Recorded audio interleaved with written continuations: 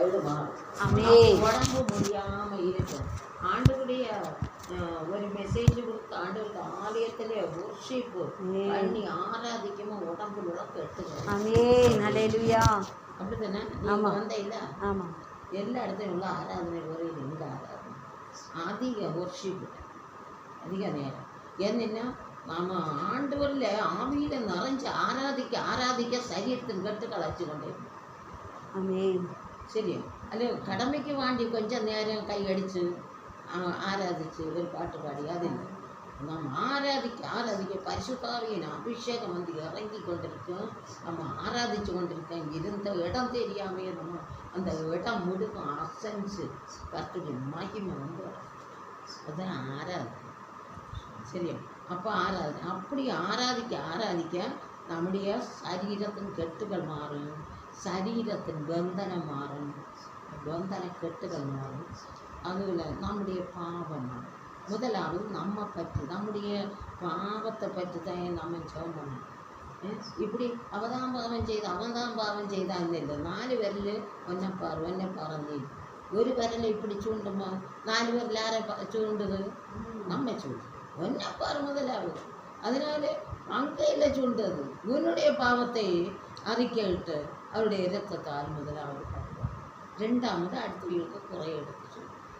சரி, நம்ம குறை இருக்குமா? அடுத்தவங்களுக்கு குறை என்ன சொல்ல முடியுமா? இல்லை நம்ம நினைக்கிறது. நான் நினைப்பேன் எந்த ஒரு பாவம். ஆண்டவர் ஒரு வாட்டி சொன்னார், என் வாயை கடிவாளத்தால் கட்டு.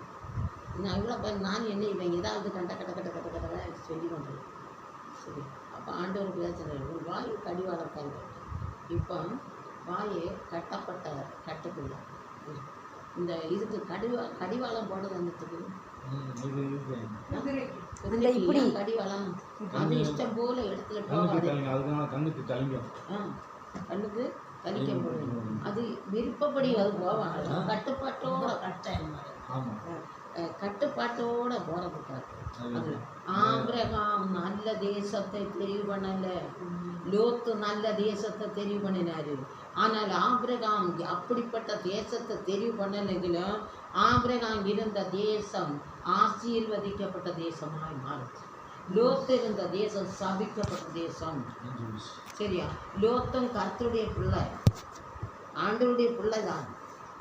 ஆபிரகாமும் ஆண்டவருடைய பிள்ளை. ஆனால் அடைக்கப்பட்ட ஆத்துமா அங்கே உள்ள பாவம் நிலவொளி கூக்குரல் பரலோகத்தில் சென்று எட்டப்பட்டது. நம்முடைய கூக்குரல் பரலோகத்தில் எட்டப்பட்டது. அதை விசாரிக்கதான் தூதமாரே இருக்கு. அங்கே தூதமாரே எப்படி வந்து ஆபிரகாம் உண்மை உத்தமத்தோடு காணப்பட்டது கொண்டு ஆபிரகாமின் வீட்டு அந்த வாசலின் அருகையில் கூடார வாசலின் அருகாமையில் போடுவாங்க. அப்போ ஆபிரகாம் நினைத்தது என்ன? ஆபிரகாம் என்ன நினைத்தாருன்னா, இது கர்த்தருடைய ஊழியக்காரர். அப்படி தானே? ஊழியர் நாங்கள் நீங்கள் வரணும்னு நினைக்கவே இல்லை. சரியா? அங்கே இப்படி இப்படியே ஓடிடலான்னு இல்லை. இந்த இவர் அவங்க வீட்டுக்கு போனவங்க கூப்பிட்டு கொண்டே யாரு நான் இப்படி வந்த யாருமா ஹெச்சியாமேரியா சியாமேரி இப்போ வந்தாங்க. ராபர்ட் பார்த்தீங்களா? அங்கே எதுக்கு ஃபோன் பண்ணீங்க நீங்கள் வர்றீங்கன்னு எல்லாத்துக்கும்? அது வறுமை. ஆமாம், பேசாத போங்க. அவங்களுக்கு அது தெரியும். ராபர்ட் அங்கேயும் நீங்கள் அங்கே ஒரு பிரச்சனை இருக்குது குடும்பத்தில்.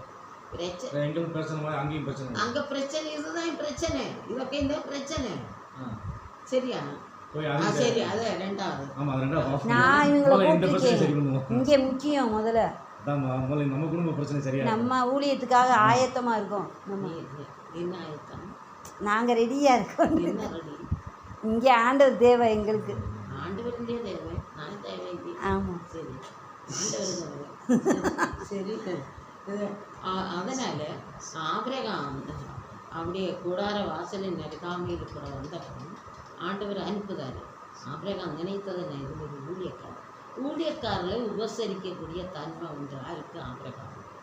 எந்த ஊழியக்காரர்களையும் கூப்பிட்டு சாப்பாடு கொடுக்கணும், உபசரிக்கணும், அன்பு செலுத்தணும், இதெல்லாம் ஆபிரகாமுக்கு இந்த பழக்கம். சரி, அப்போ வருந்தி கேட்டுக்கொள்கிறார். இங்கே போகக்கூடாது, இங்கே உட்காரு, பசி ஆறு இலைப்பாரி போட சரி அருந்து கேட்டதுன்னு ஆனால் எங்கே போகிறோம்னு சொல்லலை, எதுக்கு போகிறோம்னு சொல்லலை, சொல்லியிருந்தேன் இல்லை சொல்லலை. அப்படியே போனப்போ சரி ஆபிரகாம் கேட்டபடி அங்கே மரத்தடியில் சென்று காலை கழுவி அங்கே இலைப்பாரிச்சினேன். ஆபிரகாம் ஓடி சென்று மந்தைக்குள்ளே சென்று நல்ல ஒரு ஆட்டுக்கு கஞ்சி குட்டியை பிடிச்சி அதை வெறுக மெல்லிய மாவை எடுத்து பிசைஞ்சு அப்பம் சுட்டு கறி இறச்சி வச்சு சாப்பிட்டு திருப்தியாகி அவங்க போச்சு. ஒன்றுமே பேசணும், ஒன்றுமே தூரமாக பேசணும். தூரமாரை கண்டு நம்ம படிக்கணும் வாசனை, தூரமாரை கண்டு படிக்கிறது வாசனை, அவங்க சொல்லியிருக்க வாசனை. சரியா? ஒன்றுங்க அலட்ட இல்லை, வாவுண்ட அலட்டவே இல்லை. அவங்க போச்சு. ஆனால் ஆண்டவர் பார்த்து கொண்டிருக்காரு. நான் என்னுடைய தேசத்தில் நடக்கிற காரியத்தை என்னுடைய தாசனாகி ஆபிரகாமுக்கு நான் எப்படி மறைப்பேன்? ஆபிரகாம் உண்மை உத்தமத்தோடு இருக்காரு. அவருக்கு இந்த தேசத்தில் வார காரியம் சம்பவம் அவருக்கு மறைக்கக்கூடாது.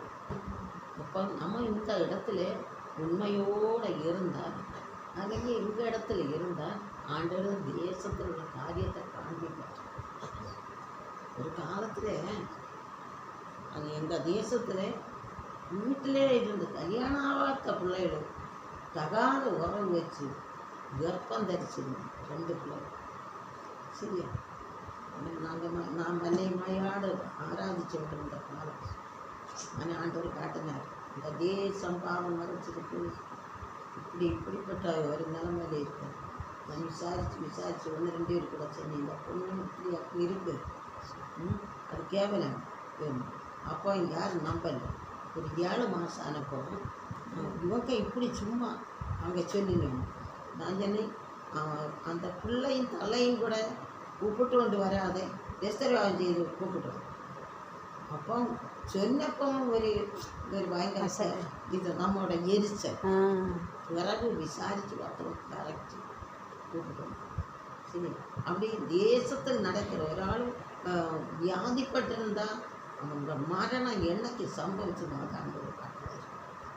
சரி, அப்படியே நடந்து கொண்டிருக்கும். அதுக்கு காரணம் என்ன? அவங்க 24 மணிக்கூடும் கிடைக்கிற நேரம் எல்லாம் அப்பனுடைய பாதத்தில் செவிக்கணும், ஆண்டவரோடு அவங்க உறவாடணும். இல்லாமல் முடியாது. நமக்கு ஆண்டவருக்கு ஒரு தொடர்பு, ஆபிரகாமுக்கு ஆண்டவருக்கு தேவனுக்கு ஒரு தொடர்பு இருந்து அப்படி. ஆனால் அந்த இடத்துல போனப்போ ஆண்டவர் தான் பேசுகிறார். ஆபிரகாமே, நான் சோதகுமார பட்டணத்தை அடிக்கப் போகிறேன், அவங்களுடைய பாவம் அக்கிரமம் என்னுடைய சன்னிதானத்தில் தான் போயிட்டு. இப்போ ஆபிரகாம் இந்த இவன் மாதிரி பொய்யாச்சு 2 பேரும் யூதம் மாதிரி. ஆபிரகாம் வந்து அங்கே வழியே நின்று கொண்டு செய்தார். ஆண்டவரே கேட்காரு. சோதகுமார பட்டணத்தில் 50 நீதிமான்கள் இருந்தால் அந்த பாவிகளோடு நீதிமான்களை அனுப்பிடும். ஆபிரகாம் நினைத்தது என்ன? ஒரு பட்டணம், நமக்கு இந்த பட்டணம் போடி பட்டணத்தில் 50 நீதிமான்களாக உண்டு. நமக்கு எல்லா நீதிமான்கள், அநேக கர்த்தருடைய பிள்ளைகள் இருக்குன்னு தூக்கம் வருதா? அநேக கர்த்தருடைய பிள்ளைகள் இருக்குன்னு. சரியா?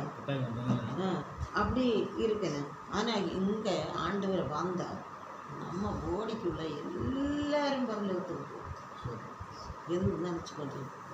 ஆனால் ஆண்டவர் கேட்காரு. ஆபிரகாம் கேட்டார், 50 நீதிமன்றம் சிறிய லெக்கம் சோதகுமார பட்டணத்தில் இருந்தால் அந்த பாவிகளோடு அடிப்பீரோ? அடிக்க மாட்டேன். ஆனால் அப்படிதான் ஆபிரகாமுக்கு ஒரு வேதனை. 40 நீதிமான்கள் இருந்தாலோ அடிக்க மாட்டேன், 30 நீதிமான்கள் இருந்தாலோ பட்டணத்தை அடிக்க மாட்டேன், சோதம் குமாராவை அழிக்க போகிறேன் ஆண்டவர் சொன்னார். அதனால தான் இந்த கேள்வி கேட்டது. 20 நீதிமான்கள் இருந்தாலும் அடிப்பீரோ? அடிக்க மாட்டேன். 10 நீதிமான்கள் இருந்தாலும் அடிக்க மாட்டேன். 5 நீதிமான்கள் கூட இல்லை.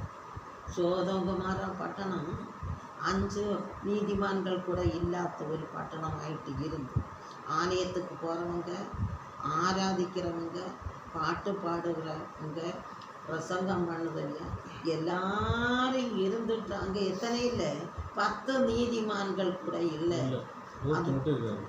லோத்தின் குடும்பம் லோத்தின் குடும்பம். ஆனால் ஆண்டவர் என்ன செய்தார்? அங்கே அந்த தூதமாரி போனப்போ ஆக்கிரமம் இங்கே வந்த பரதேசி அங்கே அவனுவ எதுக்கு வந்தனு இந்த 1000 தூதமாரி பட்டணத்தின் மக்கள் எல்லாரும் வந்து லோத்தின் வீடை வாங்கி சரியா. ஆனால் இவங்களும் ஒன்றுமே செய்யண்டாங்க. அப்படியான எனக்கு 2 பெண் மக்கள் இருக்கு. அங்கே வெளியே விட்டுதாக்கணும், உங்கள் விருப்பப்படி செய்யுங்க. ஆனால் இவங்க வந்து என்னுடைய கூடாரத்தில் வந்து அணைச்சவங்க ஒன்றும் செய்யண்டாம் சரியா. நீ பரதேசி என்று சொல்ல காரணம் என்ன? நம்ம தேசம் விட்டு வேற ஒரு பட்டணத்துக்குள்ளே போய் இடம் வாங்கி வீடு வச்சா நம்ம பரதேசி என்று காணும். அதாக்கும் சொல்லியது நம்ம சுற்று வட்டாரம் நம்ம இடத்துல நம்ம குடியிருக்கோம். எந்த இடத்துலன்னா நம்ம இடத்துல இருக்கும் சரியா. இப்பெல்லாம் போடியா அப்பா அம்மா ஆமாம் போடி இந்த போடிக்குள்ளே எங்கே இருந்தாலும் நம்ம பரதேசி இல்லை. அல்லாட்டா